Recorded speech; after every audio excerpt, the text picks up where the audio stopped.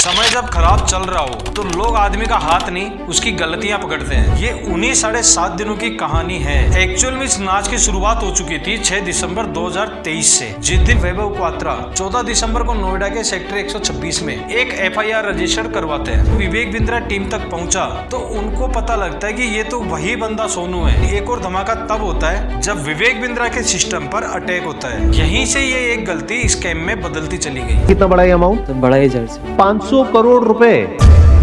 Social media पर विवेक बिंद्रा इस वक्त विवादों में। विवेक बिंद्रा एक बार फिर विवादों में घिर गए हैं। विवेक बिंद्रा को लेकर नोएडा पुलिस ने विवेक बिंद्रा के खिलाफ स्टॉप स्कैम बिजनेस और स्टॉप विवेक बिंद्रा। जब नाश मनुज पर छाता है तो सबसे पहले विवेक मारा जाता है। रामधारी सिंह दिनकर की ये कविता इस वक्त बड़ा बिजनेस प्राइवेट लिमिटेड के CEO विवेक बिंद्रा पर एकदम सटीक बैठती है। यूट्यूब कम्युनिटी के दो बड़े दिग्गजों के बीच मल्टी लेवल मार्केटिंग कंपनी को लेकर बड़ा बवाल मचा हुआ है। लेकिन कुछ ही दिन पहले तक हम देखते आ रहे थे कि दोनों एक दूसरे की तारीफ करते नहीं थक रहे थे। एक समय ऐसा भी आया कि विवेक बिंद्रा संदीप माहेश्वरी के प्लेटफॉर्म पर आए और इनके बीच में बड़ी गहरी दोस्ती हुई। फिर अचानक से ऐसा क्या हुआ कि ये करण अर्जुन की जोड़ी एक दूसरे की दुश्मन बन गई। वीडियो थोड़ा लंबा जरूर है पर आपके और आपके बच्चों के जीवन पर काम आएगा, तो इसको पूरा जरूर देखें। 11 दिसंबर 2023 को संदीप माहेश्वरी का एक वीडियो सामने आता है। अचानक से एक लड़का खड़ा होता है और अपनी आप बीती बताने लगता है, जिसमें वो बिना किसी आदमी, फर्म या कंपनी का नाम लिए अपने साथ हुए स्कैम के बारे में बताने लगता है। कितना बड़ा है अमाउंट? तो बड़ा ही जर्सी 500 करोड़ रुपए। संदीप माहेश्वरी के साथ में जिसने भी आंकड़ा सुना वो दंग रह गया। देखा देखी में एक दो लड़के और खड़े होते हैं और उस लड़के की बात का सपोर्ट करने लगते हैं। एक मामूली सी बात से शुरू हुआ वीडियो 10 मिनट खत्म होते होते आकर रुकता एक मिशन #स्टॉप स्कैम बिजनेस पर।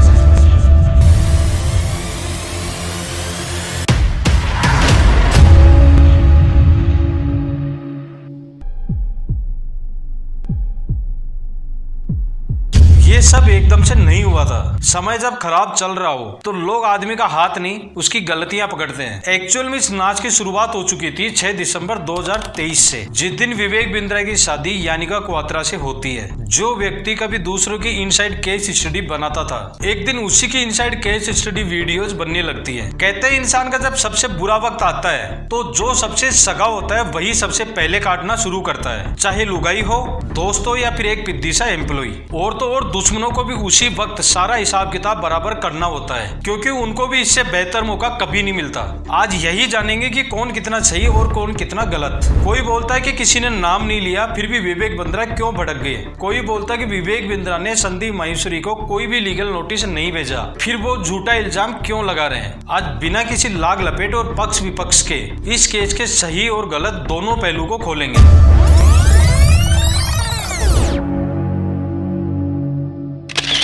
विवेक बिंद्रा शुरू में एक बिजनेस कोच हुआ करते थे जो इंडिया की एक से एक बड़ी कंपनी को कंसल्टेंसी सर्विस दिया करते थे। इसके बाद उन्होंने सन 2013 में एक यूट्यूब चैनल की शुरुआत करी। इन्होंने शुरुआत में एक बिजनेस के फेल और सक्सेस की इनसाइड केस स्टडीज से रिलेटेड वीडियो बनाने चालू किए। धीरे धीरे लोग उनको पसंद करने लगे। जिस तरह से आज संदीप माहेश्वरी फेमस है, उसी तरह से विवेक बिंद्रा भी फेमस हुआ करते थे, क्योंकि अपने फील्ड में ये एक इकलौते ऐसे आदमी थे जिनका कंटेंट बिल्कुल क्लियर और इजी लैंग्वेज में हुआ करता था। इनका समझाने का तरीका लोगों को पसंद आने लगा और देखते देखते विवेक बिंद्रा एक ब्रांड बनने लगे। जब विवेक बिंद्रा की फैन फॉलोइंग बढ़ने लगी तो विवेक बिंद्रा को लगा कि यार बहुत हुआ फ्री का कंटेंट, चलो अब एक पेड बिजनेस कोर्स बनाते हैं। इंडिया लेवल पर इसको फैलाएंगे तो लोग बिजनेस करना सीखेंगे। इसके साथ ही इंडिया के लोगों का माइंड जॉब से हटकर बिजनेस की तरफ डाइवर्ट होने लगेगा। शुरू में इन्होंने खुद इस कोर्स को बेचना चालू किया। जब कोर्स अच्छा चलने लगा और जैसा सोचा था वैसा रिजल्ट आने लगा तो जैसा कि हर एक बिजनेसमैन की इच्छा होती है कि अपने बिजनेस को एक अच्छी ऊंचाई तक लेकर जाए और उसको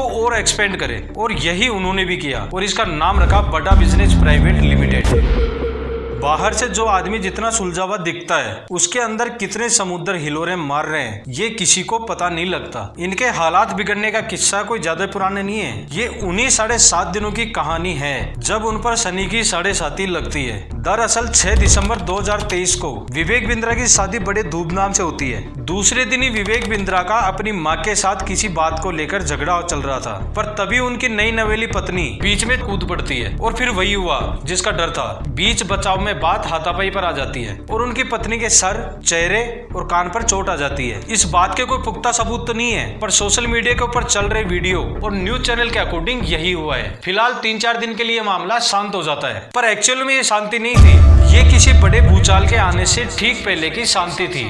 दरअसल 11 दिसंबर को संदीप माहेश्वरी एक वीडियो लेकर आते हैं जिसमें 2-3 लड़के अपने साथ हुए किसी स्कीम के बारे में बात कर रहे थे। इस वीडियो के हिसाब से पूरी दुनिया में एक स्कीम चल रहा है जिसकी कीमत अंदाजन 500 करोड़ रुपए निकल कर आती है। एक बात और साफ साफ निकल कर आ रही थी कि इसमें फंसने वाले ज्यादातर गरीब, स्टूडेंट और बच्चे हैं। सर मेरे को ना बिजनेस में इंटरेस्ट था। 5 महीने पहले मेरे को एक दिखा, कोर्स वगैरह थे उनके ऐसे टाइप के, काफी बड़े यूट्यूबर हैं वो, और मेरी एक्सपेक्टेशन थी उसको लेकर। एक्चुअली में कुछ भी नहीं था उसमें, सब फेक था सब। वो चाहते हैं कस्टमर को झांसे में लो किसी भी तरह, वाहियात एकदम। कितनी कमाई हुई? 1 रुपए की भी नहीं। ऐसा फ्री में सीख सकते हैं यूट्यूब पे उससे अच्छे कोर्स हैं। यहाँ आपको एक बात और याद रखनी है कि अभी तक किसी ने भी पर्टिकुलर किसी भी कंपनी का नाम नहीं लिया है, पर वीडियो में हुई बातचीत के आधार पर कोई बच्चा भी बता सकता है कि किस कंपनी के बारे में बात चल रही है। जब ये वीडियो विवेक बिंद्रा टीम तक पहुंचा तो उनको पता लगता है कि ये तो वही बंदा सोनू है जो हमारी कंपनी में था। तो मैंने जब वो वीडियो देखे तो मेरे को क्लियर हो गया, यही तो सीखना था मेरे को। 3 दिन की ट्रेनिंग होने के बाद ही विदिन 4 डेज फर्स्ट सेल हो गई मेरी। मैं अब टीएमसी क्वालिफाइड हूँ। ये बात जब विवेक बिंद्रा तक पहुंची तो ऑब्वियसली वही करते हैं जो कोई भी बड़ा बिजनेसमैन अपने एम्पायर को बचाने के लिए करता है। वो अपने डायरेक्टर और टीम को संदीप माहेश्वरी से कांटेक्ट करने के लिए बोलते हैं। 12 और 13 दिसंबर को संदीप माहेश्वरी की लगातार 2 कम्युनिटी पोस्ट आती है जिसमें वो बताते हैं कि बड़ा बिजनेस.com के CEO विवेक बिंद्रा उनको बार-बार वीडियो डिलीट करने के लिए दबाव बना रहे हैं, और जिस लड़के ने वीडियो में खुलासा किया था उसको भी अपना बयान बदलने के लिए दबाव आ रहा है। इसमें वो कॉल रिकॉर्डिंग होने की बात भी बताते हैं और आगे भी इस लड़ाई को जारी रखने के लिए कहते हैं। एक तरह से माने तो ये किसी का दोष नहीं था, ये सब साढ़े साथी का फल था। ये फल और भी फलता फूलता है जब विवेक बिंद्रा की पत्नी यानिका क्वात्रा विवेक को लेकर सीरियस होती है। औरत मोम सिर्फ अपने पसंदीदा इंसान के लिए होती है, वरना उससे बड़ा पत्थर पूरे कायनात में नहीं है। दरअसल विवेक की पत्नी के सर, चेहरे और कान पर चोट आती है जिससे उनको हॉस्पिटल एडमिट करवाया जाता है। यामिनी के कान का पर्दा फट जाता है, इस वजह से उनको सुनने में भी प्रॉब्लम होने लगती है। इसलिए यानिका के भाई वैभव क्वात्रा 14 दिसंबर को नोएडा के सेक्टर 126 में एक FIR रजिस्टर करवाते हैं। यहाँ विवेक के लिए एक और प्रॉब्लम खड़ी हो जाती है। ये साढ़े साथी यही नहीं रुकती है। 16 दिसंबर को संदीप माहेश्वरी की एक और वीडियो आती है जिसमें वही पिछली सेशन वाली बातें चलती है। इस बार फिर से एक लड़का खड़ा हुआ, लेकिन वो उस बिजनेस को सपोर्ट करता है और उसके स्पेशल फीचर गिरवाने लगता है। मैं जैसे अभी 6 महीने से मैं एफिलिएट मार्केटिंग के कोर्स में हूँ, तो जैसे आपके रिसेंट वीडियोस में आया था कि जैसे MLM का जो स्कैम एक्सपोज हुआ था, तो हमारा जो प्लेटफॉर्म है वो प्लेटफॉर्म एक्चुअली जेन्युइन है। और वहाँ पे आपको ये नहीं सिखाते हैं कि आपको पैसे कैसे कमाने, आपको वो सिखाया जाता है कि आपको स्किल्स कैसे डेवलप करने हैं। ये जो कोर्सेज आप सेल कर रहे हो, जो सीखना चाहता है बुक से भी सीख सकता है? सर बेटर तो बुक ही है। अगर मान लो आप बुक 1 साल पुरानी हो गई, लेकिन जो न्यू चीजें आ रही हैं स्टॉक मार्केट में, जैसा आपने कहा, वो सब चीज भी ऐड हो रही है ये सारे कोर्स में। क्योंकि आप इस एफिलिएट में इतने टाइम से जुड़े हुए हो, तो कोई भी आपसे क्वेश्चन पूछेगा तो आपके पास में उसका जवाब होगा, और वो जवाब वही होगा जो बाकी के 1 लाख लोग दे रहे होंगे। संदीप माहेश्वरी पिछले सेशन की वजह से पहले ही मन बना के बैठे थे और एक के बाद एक उस लड़के की हर एक बात को काटते जाते हैं, और आखिर में फिर से वीडियो का एंड होता है #स्टॉक स्कैम बिजनेस पर इस बार धमाका थोड़ा बड़ा था क्योंकि इस बार सोशल मीडिया कम्युनिटी के लोग संदीप माहेश्वरी के फेवर में आ चुके थे। मैं डॉक्टर विवेक बिंद्रा जी का मैंने कोर्स लिया और मैं इनकम नहीं कर पा रहा हूँ। जिन लोगों से मैंने पैसा लिया था वो लोग मुझे पैसों के लिए परेशान कर रहे हैं कि वो आपसे पैसे ऐंठने की कोशिश करता है। मैंने तो खुद ने 1.5 लाख रुपए दिए थे IBC बनने के लिए। जब से मैंने ज्वाइन किया है, सारी ट्रेनिंग जो हुई है कि लोगों को बेवकूफ बना के उनको कैसे लाना है, और इन 2 सालों में मैंने कितना अर्न किया पता है? 0। लेकिन एक और धमाका तब होता है जब विवेक बिंद्रा के सिस्टम पर अटैक होता है, और वो था साइबर अटैक। अब अगर समय पर पलटकर जवाब नहीं दो तो लोग कायर समझने लगते हैं। अपने आप को चारों तरफ से हालातों से घिरा देखकर विवेक बिंद्रा 18 दिसंबर को एक वीडियो लेकर आते हैं और अपना पक्ष रखते हैं। जिस चीज की आप शिकायत कर रहे हो ना, वो मैं मई में बंद कर चुका था। कोई वीडियो आपका 2 लाख व्यू से ऊपर नहीं जा रहा था, पर जैसे स्कैम डाला 50 लाख पे चला गया। कैसे आपने 1.5 घंटे के कंटेंट को 10 मिनट कर दिया। जो लोग वहां अटेंड किए थे ना, उन्होंने बताया विवेक सर आपकी वहां बहुत तारीफ भी हुई, लेकिन संदीप माहेश्वरी ने काट दिया। अगर किसी ने बोला तो कोर्स पसंद नहीं आया तो पूछते कि आपने कितना कोर्स अटेंड किया था। क्या दूसरी साइड नहीं जानना चाहिए? एक साइड से बोल दो और पूरा परसेप्शन चेंज कर दो बाजार में। आपको किसी ने लीगल नोटिस नहीं भेजा था, खाली हमारे डायरेक्टर ने रिक्वेस्ट किया था कि 2 मिनट बात कर लें। आपने क्या नंबर्स ब्लॉक कर दिए कि अरे भाई कहीं भाग गया क्या? मैं तो आज तक वेट कर रहा था, क्या बुला लोगे? खैर आगे भी आरोप प्रत्यारोप चलते रहेंगे, कोशिश तो सबकी जारी है, पर टाइम बताएगा कौन किस पर भारी है। जिस काम के लिए आप यहाँ आए हैं वो देखना कि ये सब आखिर में स्कैम है या नहीं। सबसे पहले पता करते कि बड़ा बिजनेस का आईबीसी मॉडल है क्या। इसको थोड़ा आसान तरीके से समझने की कोशिश करते हैं। इसको हम सीधा MLM तो नहीं कह सकते, पर इनकी टीम के कुछ लोग इसको MLM बनाकर ही खेल रहे हैं। विवेक ने अपने बिजनेस को एक फ्रेंचाइजी नेटवर्क में बदल दिया, जिसका सीधा सीधा फंडा था कि हर एक शहर में फ्रेंचाइजी के तहत पैसा लेकर अपना एक CP यानी चैनल पार्टनर बना दो। अब वो CP अपने नीचे पैसे लेकर कई IBC यानी इंडिपेंडेंट बिजनेस कंसल्टेंट रजिस्टर्ड करेगा। इसके बाद ये IBC जा जाकर बिजनेसमैन से मिलेंगे और उनको अपनी कंसल्टेंसी सर्विस और कोर्स प्रोवाइड करवाकर उनकी प्रॉब्लम सॉल्व करेंगे। एग्जाम्पल के लिए मान लेते हैं कि ये विवेक बिंद्रा है, इन्होंने 1 लाख रुपए लेकर एक CP रखा, जिसका पूरा पैसा विवेक बिंद्रा के पास जाएगा। अब ये CP अपने नीचे 50,000 रुपए लेकर एक IBC को जोड़ता है, जिसको ये कोर्स और ट्रेनिंग देगा कि तुम्हें किस तरह से एक बिजनेसमैन की हेल्प करनी है। अब इस 50,000 रुपए में से 10,000 रुपए CP रखेगा, बाकी के 40,000 रुपए विवेक बिंद्रा के पास में जाएंगे। अब ये IBC कोर्स और ट्रेनिंग लेकर बिजनेसमैन को सर्विस देगा। यहाँ तक सब सही चल रहा था, लेकिन कंट्रोवर्सी तब हुई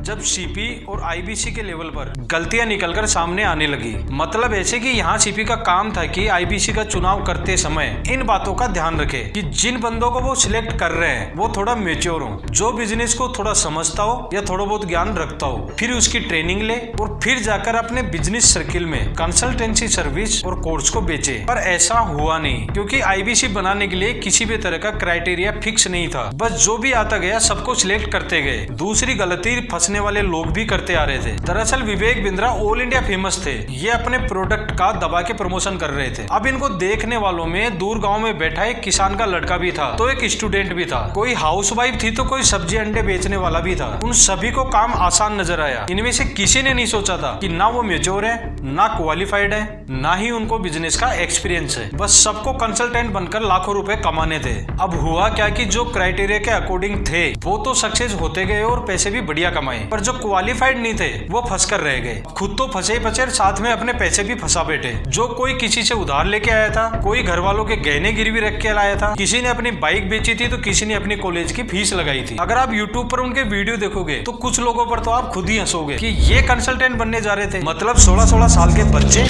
दरअसल इस बिजनेस का फंडामेंटल स्ट्रक्चर ही गलत था। CP और IBC सिलेक्शन करने के कुछ स्ट्रिक्ट क्राइटेरिया होने चाहिए थे, जैसे कि इतनी क्वालिफिकेशन होनी चाहिए, इतनी नॉलेज होनी चाहिए और इतना एक्सपीरियंस होना चाहिए। पैसे के लालच में CP ने जो भी सामने आया उसको सिलेक्ट करते गए। लेकिन ये मैटर यहाँ तक इतना नहीं फैला था, क्योंकि अभी भी बात सैकड़ों लोगों के फंसे होने की थी। लेकिन अब यहाँ गलती CP भी करने लगे। वो ऐसे कि जब कुछ IBC को लगा कि भाई हम गलत जगह आ गए हैं, हमसे नहीं हो पाएगा, ऐसा करते हम बाहर निकल लेते, तो वो लोग गए CP के पास कि भाई हमसे नहीं हो पाएगा, हमको हमारा पैसा वापस कर दो। तो CP ने कहा कि भाई तुमको पैसे तो वापस नहीं कर सकता, पर तुम एक काम करो, तुम ये कोर्स आगे 5 लोगों को बेच दो और जो कमीशन बनेगा उससे तुम्हारा पैसा वापस रिकवर हो जाएगा। बस यहीं से इस बिजनेस की जो स्ट्रेटजी थी वो भटक गई। मतलब जो कोर्स किसी बिजनेसमैन को सर्विस बेचने के लिए बनाया गया था, वो कोर्स अब एक सेल्समैन को ही बेचने लगा था। अब इनके सामने जो भी आया, चाहे वो स्टूडेंट हो, किसान हो या चाय वाला हो, सबको कोर्स बेचते चले गए। अब ऐसे में ये खुद तो निकल गए, पर लाखों लोगों को फंसा के चले गए। मतलब जो किस्सा कुछ लोगों पर खत्म हो सकता था, वो अब ज़ॉम्बीज की तरह लाखों लोगों को शिकार बनाता चला गया। मतलब जब वो लोग फेल होकर निकलने की सोच रहे थे, तो उनको पैसे रिफंड करके सिस्टम से निकालने के बजाय उनसे उनके जैसे 5 और लोगों को लाने के लिए बोला गया। यहीं से ये एक गलती स्कैम में बदलती चली गई। अब यहाँ समझने वाली बात ये कि यहाँ गलती किसकी है, विवेक बिंद्रा की, CP की, या फिर IBC प्रोग्राम ज्वाइन करने वालों की। एक्चुअली दोष सभी का है। विवेक बिंद्रा ने लापरवाही की कि अपने CP पर वो नजर नहीं रख पाए वो किस तरह से काम कर रहे हैं। CP ने सिर्फ अपने कमीशन का लालच देखा, ये नहीं देखा कि वो लोग कंटिन्यूटी रख पाएंगे या नहीं। रही बात IBC की, तो आज के टाइम में हर कोई सूट बूट पहनकर कम से कम मेहनत करके लाखों रुपए कमाना चाहता है। आज MLM में फंसे उन लोगों को ही देख लो जिनको ठीक से हिंदी पढ़ना या बोलना भी नहीं आता, और सूट बूट पहनकर किसी अच्छी गाड़ी के आसपास खड़े होकर फोटो खिंचवाते हैं और ज़ॉम्बीज की तरह अपने दोस्तों और रिश्तेदारों को काटने के लिए दौड़ते हैं। MLM और पिरामिड स्कीम के बारे में लोग सोशल मीडिया पर इतने जागरूक कर रहे हैं, फिर भी इनकी समझ में नहीं आ रहा। मतलब ये वही लोग हैं जो ये मानते कि जब ये कुत्ता हमें काटेगा तभी मानेंगे कि ये पागल है। लेकिन यहाँ एक बात और है कि क्या इसको स्कैम बोलना सही रहेगा? देखने में तो तो ये एक पॉलिसी एरर का नतीजा लगता है, पर यहाँ जो भी कुछ हुआ वो अगर विवेक बिंद्रा को पता नहीं है तो ये एक मिस्टेक है, और अगर ये बात विवेक बिंद्रा को पता थी तो ये एक सोचा समझा स्कैम है। लेकिन विवेक बिंद्रा ने एक वीडियो में कहा कि गलतियां किसी से भी हो सकती है, मैं कोई भगवान नहीं हूँ, और इसी वीडियो में खुद की गलती मानते हुए पैसा लौटाने की बात भी कर रहे हैं। अपना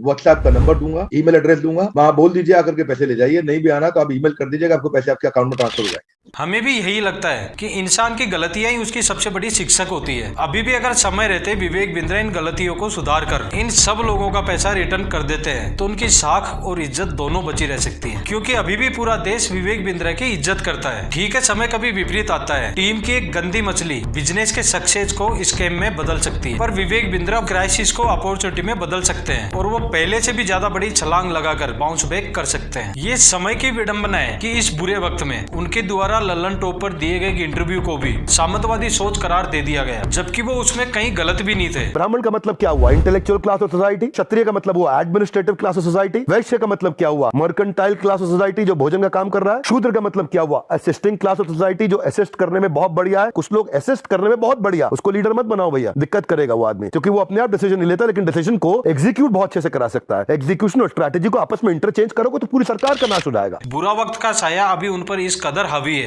कि अभी उनको खुद समझ नहीं आ रहा कि कोई भी छज्जूलाल या लल्लूलाल गुप्ता सीए नहीं बन सकता। सभी को सीए बनने के लिए एक हार्ड प्रोसेस से गुजरना ही पड़ता है। अभी उनको पूरी तसल्ली से एक एक कदम सोच समझकर उठाने की जरूरत है, क्योंकि दिमाग तो सबके पास होता है, अब उसको यूज कैसे करना है ये आपके संस्कार पर डिपेंड करता है। अभी भी इस बिजनेस से हजारों लोगों की रोजी रोटी चल रही है। वक्त के फैसले कभी गलत नहीं होते, बस साबित होने में टाइम लगता है, क्योंकि सत्ता, ताकत, जवानी और विवाद, इन सबकी एक एक्सपायरी डेट तय होती है। इसलिए विवेक को चाहिए कि वो इन सभी गरीब लोगों के पैसे रिटर्न करके एक मिसाल कायम करें और अपनी टीम की गलती को सुधारें। अभी मार्केट में लोग तीन धड़ों में बटे हुए हैं। एक तो ये सोचता है कि विवेक बिंद्रा ने ये सब कुछ जानबूझकर किया, और दूसरा धड़ा ये सोचता है कि नहीं, विवेक बिंद्रा ने कुछ नहीं किया, ये सिर्फ टीम के कुछ लोगों की गलती है जिसको विवेक बिंद्रा अपने हिसाब से सुधार लेंगे। तीसरा वो जिनको लगता है कि भाई ये इन दोनों की मिली भगत है, सब फेम का गेम है, इनमें सभी धड़े अपनी जगह सही है। समाज के लिए आशावादी और निराशावादी दोनों ही जरूरी हैं, क्योंकि जब एक आशावादी ने हवाई जहाज बनाया तो एक निराशावादी ने पैराशूट का निर्माण किया था। इस पूरे मामले में आईबीसी में फंसे जैसे लोगों को भी सीखना चाहिए। यूएसए के प्रेसिडेंट रोनाल्डो रीगन ने कहा था, ट्रस्ट बट वेरीफाई। किसी भी जॉब या बिजनेस में घुसने से पहले